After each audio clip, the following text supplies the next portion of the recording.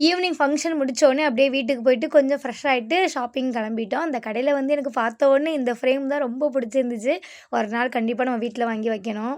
அப்புறம் என்ன ஃபங்ஷன் சொல்லயில என் ஃப்ரெண்டு வந்து அவங்க பையன் பர்த்டேக்காக இன்வைட் பண்ணியிருந்தாங்க. ஈவினிங் வீட்டுக்கு வர சொல்லி. ஸோ, அதனால தான் கிஃப்ட் வாங்கலான்னு சொல்லி போயிருந்தோம். நெறைய கிஃப்ட் இருந்துச்சு. அப்புறம் நானும் என் ஃப்ரெண்டும் எங்களுக்கு 2 பேருக்கும் பிடிச்ச ஒவ்வொரு கிஃப்ட் பார்த்து வாங்கிட்டு அங்கேருந்து கிளம்பிட்டோம்.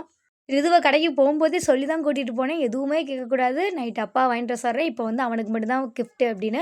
அவனும் எதுவுமே கேட்கல. அப்படியே வாங்கிட்டு வீட்டுக்கு போயிட்டோம். குட்டீஸ் எல்லாமே ஒரே இடத்துல ஒண்ணா இருந்தா என்ன நடக்கும்?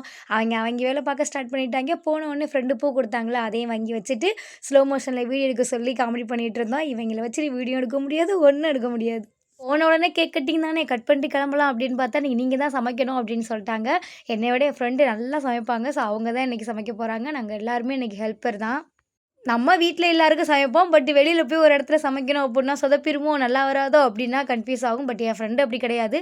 எத்தன பேருக்கா இருந்தாலும் சரி, ஓகே பண்ணிர்லாம் அப்டின்னு சொல்லி இறங்கி பண்ணுவாங்க. இன்னைக்கு பிரியாணி தான் ரெடி பண்றதா பிளானு. ஸோ, அதுக்கான திங்ஸ் எல்லாமே ரெடி பண்ணி வச்சுட்டு, கேக் கட் பண்ணிட்டு, நம்ம வந்து திரும்ப பிரியாணி செய்ய ஸ்டார்ட் பண்ணலாம். கேக் கட்டிங் வீடியோ வந்து நெக்ஸ்ட் வீடியோல பார்க்கலாம். பாய்.